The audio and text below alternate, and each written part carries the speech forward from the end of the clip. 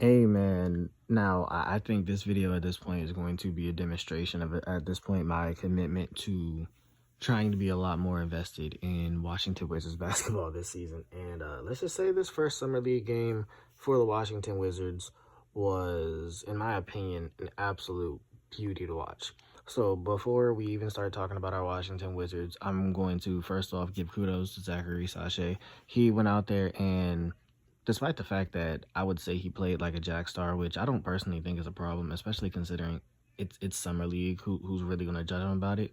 It really is what it is. I'm recording this audio off my phone, by the way, too, so if the audio is kind of cooked, it is what it is. But 𝙈𝙬𝙢𝙢𝙧 went out there, put up 18. It might have been on 7 for 16 shooting and 3 for 9 from the three-point line, but it is what it is. A game's a game. Wizards played a very good game. Hawks played a very good game. I believe the score was a 94-88 victory in the Washington Wizards' favor. But as y'all can see from the title, thumbnail, all of this, man, this was supposed to be, I at least assumed before the game happened, this was supposed to be the Alex Sarr spotlight type shit. You know, the number one drafted player from 2024 against the number 2 drafted player who's supposedly supposed to be the best player in the class.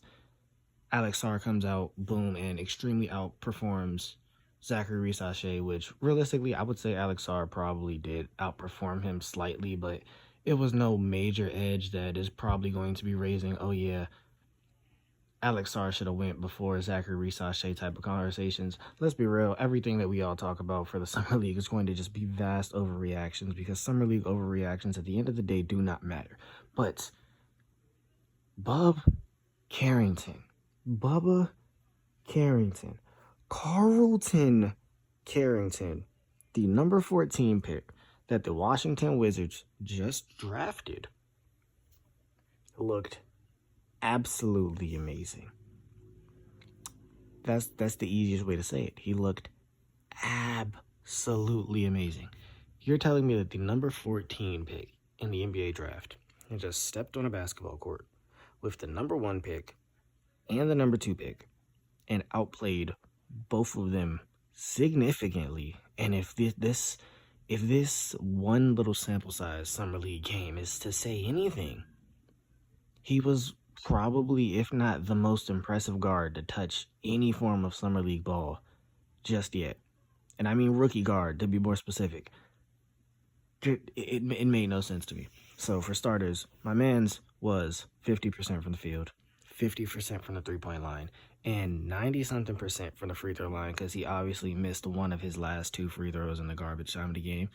We don't really care about that. He had 19 points, 9 rebounds, 8 assists, and he also had 1 steal, 1 block, yada yada. But it was like, I knew the shot creating ability was there. I knew the shot making ability was there, but watching it in college and then having it be transferred over to actual, I guess you could say, summer league ball, which would be more relative to G League ball, if anything, it was actually quite interesting to see. And when I say it was quite interesting to see, if you watched from the quite literal first tip of the game, it was Wizards go up, Champagny tips it back, DePaul passed over to Bub Carrington, wide open for the 3, puts it up, bang, instantly. I believe it was 2 possessions follow that. Bub Carrington comes down on the right wing, gets a screen from Alex Sarr on the right side, operates the screen beautifully, which I'm going to talk about in a second. Takes the ball baseline, drives, gets fouled, makes 2 free throws. He had 5 points just that quick. But I think the thing that was like most impressive to me, outside of the fact that the shot making and all of that was clearly on display today, is that he showed that he has, might we just call it, I won't go as far as saying good decision making yet, because obviously some of the passes, there were obvious lapses, but he has decisive decision making for an 18-year-old guard.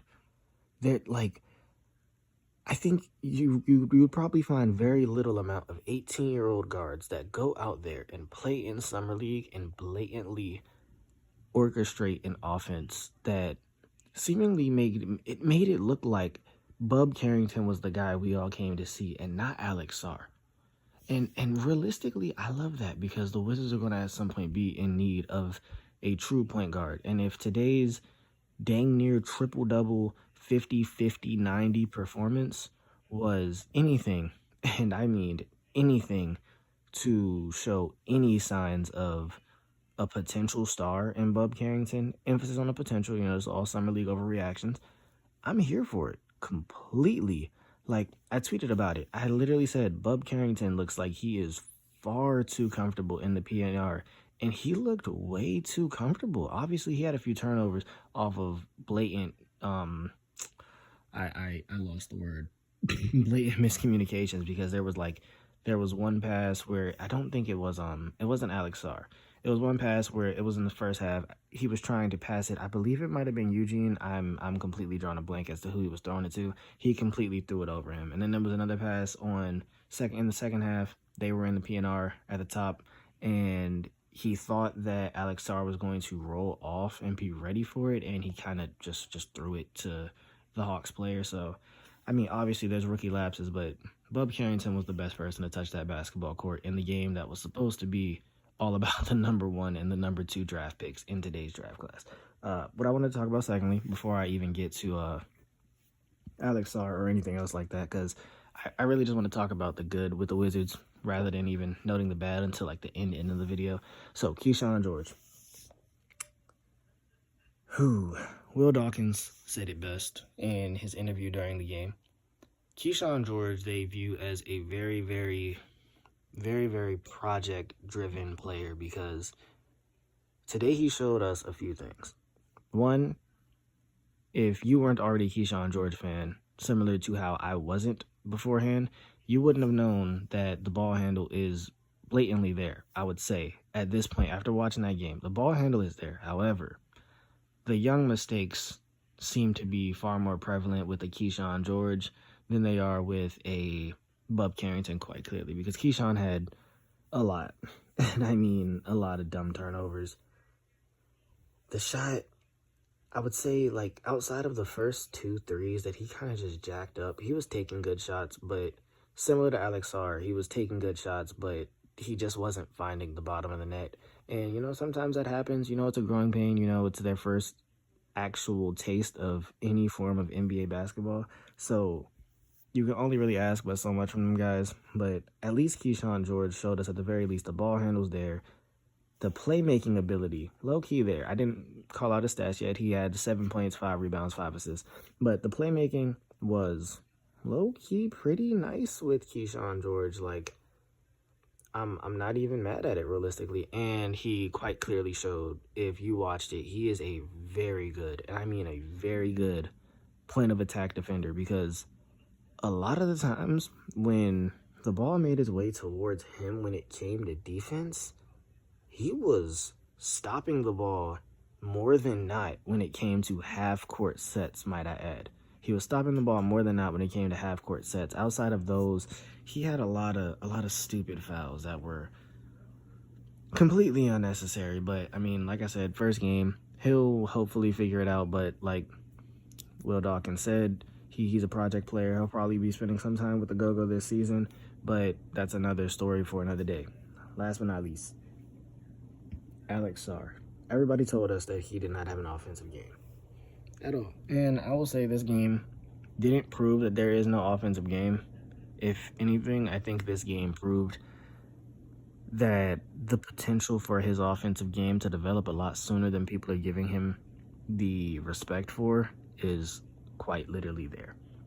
I know his field goal percentage was pretty bad, but a 7'2" center / power forward just went 40% from the field, albeit he only shot 5 attempts.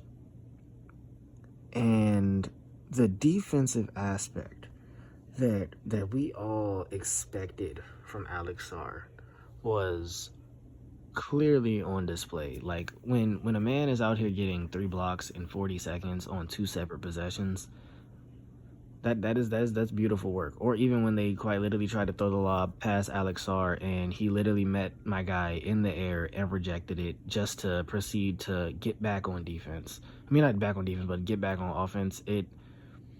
It's quite beautiful to see, and it's something that really really makes you excited about what the team could be. And then the one thing that makes me a lot happier too with Alex Sarr is similar to how I said with Kyshawn George, outside of Kyshawn George's first 2 shots. But with Alex Sarr, he was taking good shots. Like, he was getting good attempts. Like, the ball, a lot of those, it's just, he's going to have to grow into that point where he becomes a plus shot maker, because he was taking really good shots. I can't take that from him in the slightest. He was taking really good shots. They just weren't falling for him. And first game, one way or another, it's still a win. They get a nice 6-point win, good little dog fight. The 1 seed versus the 2 seed might add, got to sprinkle that 14 seed in there. But the last thing I want to touch on with this Wizards team, the go-go players. This is going to be including Eugene, of course. But the go-go players combined for 44 points tonight. And Justin Champagne looked similar to how I said with Bub. He looked way too comfortable out there. I think he is, well, this could be a 1-game sample size type thing, because he went out there and I believe he had 19 of the 44 points that they had. I think he is way too developed to be able to play not to be able to play, but to be out here running in the Summer League, because he has a very nice offensive game. If I'm not mistaken, last I checked, he was 8 for 10 from the field, which is just phenomenal. Just phenomenal. I know him and Johnny Davis both had boneheaded threes that they just airballed at the end of the game, trying to give the Hawks a way to get back in it. We don't talk about those. We really are going to also try not to talk about Johnny Davis or Eugene's play on the court, because while they both stat-wise were good, there was a few stretches, man, where those two are just on the court and you're just like, yo, I'm watching way too much of you guys, and there is nothing positive coming from y'all being on the court. But overall, I would say Johnny cleaned it up. Eugene cleaned it up. No, I'm not including Johnny in these G League points. The G League points are consistent of Justin Champagne, John Butler Jr., Taylor Funk, Eugene, and I'm missing one name. I'm drawing a blank.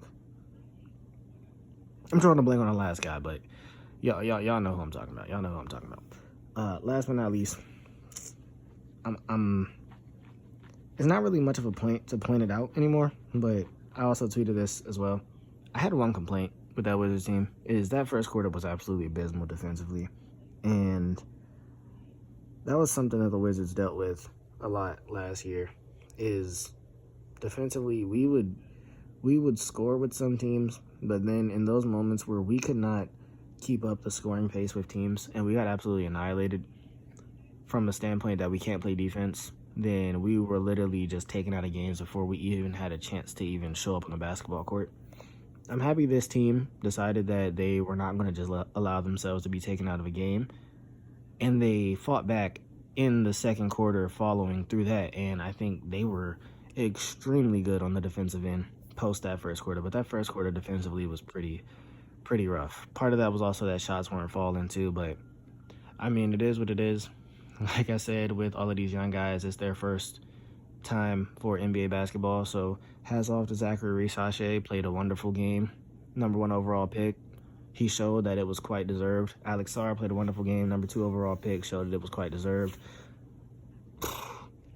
Bub Carrington came out and was the best player on the basketball court with the #1 and #2 pick in his class, showed that maybe everything he's been talking about with the Wizards might actually be the real deal.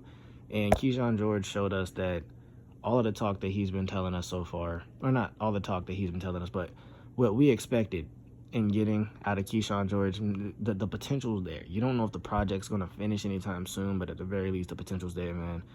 Wizards Summer League, we're 1-0 in the books. Whew, boy, I'll catch y'all on Friday, but man, that was a good-ass game to watch.